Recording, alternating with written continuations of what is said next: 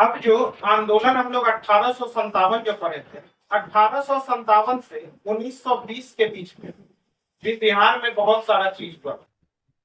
1857 का क्रांति और 1920 जो असहयोग आंदोलन का जो है के बीच में जो घटनाएं हुई उनके बारे में यहाँ पे चर्चा है।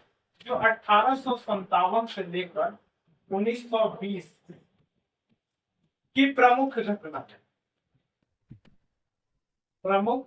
घटनाएं जो बिहार से रिलेटेड, ठीक है। सबसे पहले अगर हम देखेंगे तो 1893 में गौरक्षणी सभा का गठन हुआ। ज्यादा नहीं पढ़ना है आप लोग को, बस इतना ही पढ़ना है कि गौरक्षणी सभा मतलब होता है गायों की रक्षा करने की सभा। इस जो है पटना, सासाराम इत्यादि में जो है ना ये शुरू हुआ। लेकिन पूछेगा कि गौरक्षणी सभा, ठीक है, ये है गौरक्षणी सभा।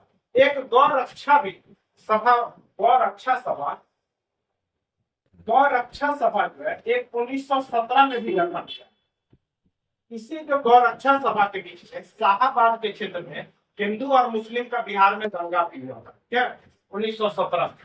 तो गौरक्षणी सभा हमारा कब हुआ था? 1893। डायरेक्ट क्वेश्चन पूछा कि गौरक्षणी सभा का स्थापना कब हुआ है, डायरेक्ट। स्वदेशी आंदोलन हम लोग जानते हैं, हम लोग अभी बिहार के परिप्रेक्ष्य में पढ़ रहे हैं तो सिर्फ और सिर्फ बिहार को ही देखते हैं। तो स्वदेशी आंदोलन है 1965। देवघर में स्वदेशी आंदोलन के समर्थन में एक गोल्डन लीग का स्थापना हुआ था। किसका स्थापना हुआ था? Golden league. ये पूछ सकता है कि किस आंदोलन के बाद बिहार में गोल्डन लीग की स्थापना हुआ था? तो स्वदेशी आंदोलन के बाद।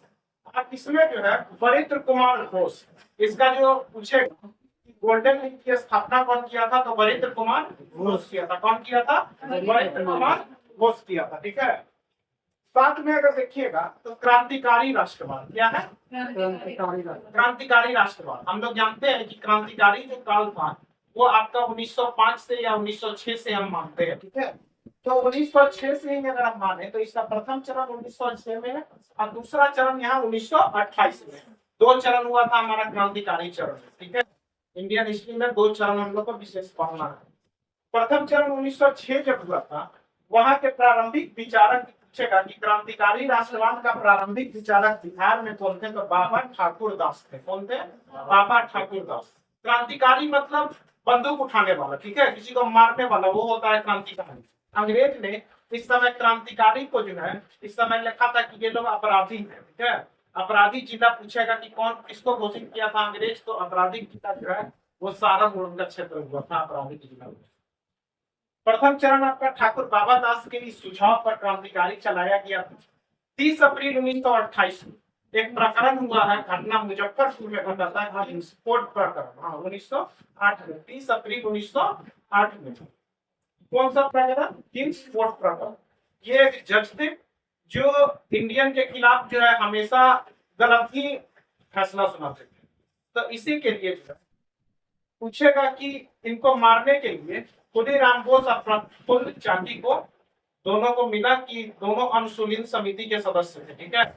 अनुशीलन समिति के सदस्य थे और दोनों को मिला कि किंग्सफोर्ड को आपको हत्या कर देना है। लेकिन किंग्सफोर्ड को ना मार के एक वकील का गाड़ी पे बम फेंक दिया गया और वकील का नाम था केनेडी।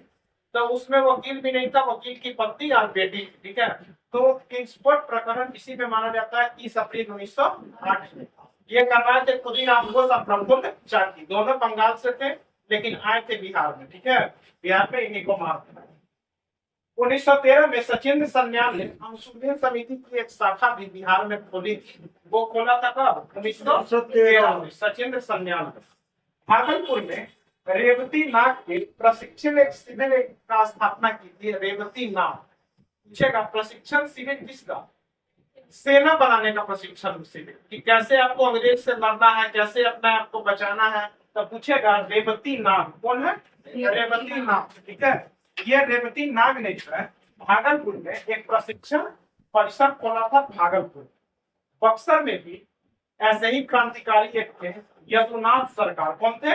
यदुनाथ सरकार। पूछेगा कि यदुनाथ सरकार का संपर्क कहाँ से है? बक्सर से। रेवती नाग कहाँ से थी? तो भागलपुर से थी, परीक्षण शिविर करना।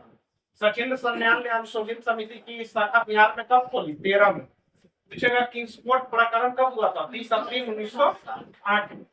थोड़ा सा खुदीराम बोस के बारे में अगर हम पढ़ लें तो खुदीराम बोस का जन्म हुआ था 1889 में, 1889 में। ग्राम था हबीबपुर। हबीबपुर वेस्ट बंगाल में इनकी शुरुआत हुई थी। फांसी इनको हुआ था 11 अगस्त 1908 में हुआ। और जज थे कर्म डफ, जिनको जो फांसी का जो सजा सुनाए थे वो डफ थे, काम से कुछ नहीं सुने, ठीक है, कर्म डफ, ठीक है। साथ में पूछता है कि कहाँ से पकड़ाए थे, तो ये समस्तीपुर से पकड़ाए थे। खुदीराम बोस भाग गए थे और समस्तीपुर से जाके पकड़ा गए। वो भी एक मिठाई के दुकान पे रेलवे स्टेशन पर पूजा करे। हाँ, मिठाई के दुकान पर जाके बंगाली भाषा में जो मिठाई मांगे थे, ठीक है। तो बंगाली भाषा में मांगे, तब तक वही छपी था वहीं पर, वही पुलिस को बता दिया कि बंगाली आदमी एक आया हुआ है जिसका खोज चल रहा था बिहार में, ठीक है। तो समस्तीपुर से ये पकड़ा। द्वितीय चरण इसका 1928 में हुआ था। द्वितीय चरण कब हुआ था? 1928 में शुरू हुई। इसमें जो है हम लोग जानते हैं HRA HSRA का हम लोग जिक्र इंडियन हिस्ट्री में पढ़े थे। तो हिंदुस्तान रिपब्लिकन एसोसिएशन में बिहार से जो थे वो थे फणींद्र नाथ घोष। कौन थे? फणींद्र नाथ घोष। HRA, ठीक है। HRA मतलब हिंदुस्तान रिपब्लिकन एसोसिएशन। HRA का संस्थापक कौन थे? चंद्रशेखर आजाद लोग थे, ठीक है। मोहम्मद विश्वास आदि लोग, ठीक है। योगेंद्र शुक्ल भी एक क्रांतिकारी थे। इनका संपर्क चंद्रशेखर आजाद, मोहम्मद विश्वास जैसे लोगों के साथ था। इनका उठबैठ था। मतलब उस समय की ये लोग क्या थे, आप आज के बोल सकते हैं जो नक्सली होते हैं, वे उस समय अंग्रेज ने इनको संज्ञा नक्सली के रूप में दिया था। लेकिन जब हम लोग का देश आजाद हुआ था तो हम लोग इनको क्रांतिकारी के रूप में कहते हैं, ठीक है। बिहार स्टूडेंट कॉन्फ्रेंस हुआ था 1906 में। बिहार का स्टूडेंट का जो कॉन्फ्रेंस हुआ था वो कब हुआ था? 1906 में। जिसमें प्रमुख व्यक्ति थे कृष्ण सिंह। कौन थे? 16वां अधिवेशन इसी स्टूडेंट कॉन्फ्रेंस का हजारीबाग में था, ठीक है। जिसमें जो है अध्यक्ष थी सरला देवी। वह वही सरला देवी थी जो असहयोग आंदोलन के समय छात्रों को स्कूल छोड़ने के लिए प्रेरित की। तो 16वां अधिवेशन इसका कहाँ हुआ था? हजारीबाग। स्टूडेंट के साथ थी तो सरला देवी इनकी अध्यक्षता थी। पटना में भी युवक संघ बना था 1927 में। मनिंद्र नारायण राव इसके मतलब अध्यक्ष थे। मनिंद्र नारायण राव उस समय जो है पटना में स्टूडेंट युवक संघ का लीडर हुआ करते थे, ठीक है। कांग्रेस का कुछ कुछ अधिवेशन हुआ है इसी बीच में। बिहार में कुल 3 अधिवेशन हुआ है। अगर आप पूछेंगे विभाज्य बिहार में कितना अधिवेशन है तो 2 पूरा, लेकिन अविभाज्य बिहार में तो 3 हुआ था, ठीक है। क्योंकि 2 हुआ है मुस्लिम बिहार में और 1 हुआ है झारखंड में, ठीक है। तो पूछेगा 1912 में बांकीपुर में हुआ था, ठीक है। वो 27वां अधिवेशन था। कौन सा? तो कितना अधिवेशन था? 27वां अधिवेशन था। RN माथुरकर के नेतृत्व में हुआ। 1922 में गया में हुआ था, वो 37वां था। ये 27वां है और ये कौन था? 37वां। 10 साल बाद हुआ था। इस समय थे चित्तरंजन दास, ये जेल में ही रहे थे इस समय अध्यक्षता, क्या जेल से ही अध्यक्षता किए थे। 1940 में रामगढ़ में हुआ था। रामगढ़ अभी पड़ता है झारखंड में, ठीक है। और यहाँ पर थे अबुल कलाम आजाद, ठीक है, जो सबसे लंबे समय से कांग्रेस के क्या रहे? अध्यक्ष रहे। साथ में जब मंत्रिमंडल का गठन हुआ तो ये पहले शिक्षा मंत्री बने थे, अबुल कलाम आजाद। बिहार प्रांतीय कांग्रेस का अधिवेशन 1908 में हुआ था। कब हुआ था? 1908 में पटना में हुआ है बिहार प्रांतीय कांग्रेस अधिवेशन। ये कांग्रेस का मेन नहीं है, ये प्रांतीय कांग्रेस का अधिवेशन 1908 में पटना में हुआ था। और द्वितीय अधिवेशन भागलपुर में हुआ था। द्वितीय अधिवेशन कहाँ हुआ था? भागलपुर में। ये था आपका बिहार प्रांतीय कांग्रेस का अधिवेशन था, ठीक है। एक बार फिर से देखिएगा तो गौरक्षी सभा 1893 में हुआ था।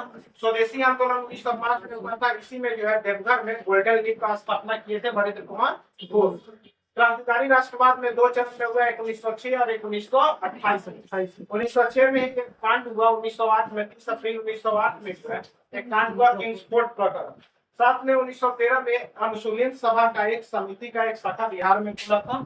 भागलपुर में रेवती नाग के द्वारा प्रशिक्षण शिविर का स्थापना हुआ था। और बक्सर में यदुनाथ सरकार ने वहां का क्रांतिकारी का नेतृत्व संभाला था। द्वितीय चरण 1908 में हुआ था, जिसमें 1928 में, जिसमें HRA में फणींद्र नाथ घोष थे, HRA के सदस्य थे, एक्टिव मेंबर थे बिहार के तरफ से।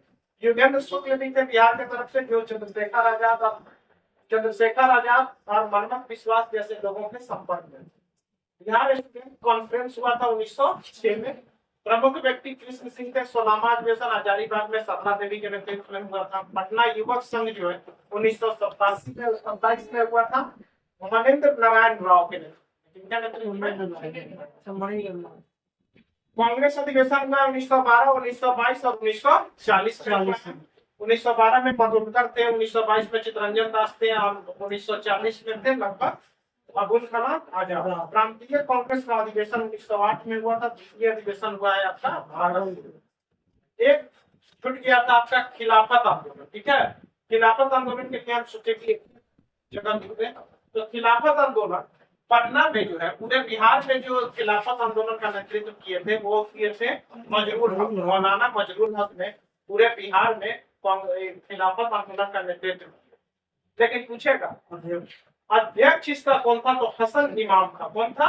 हसन इमाम अध्यक्षता किए थे पटना में इसका, ठीक है।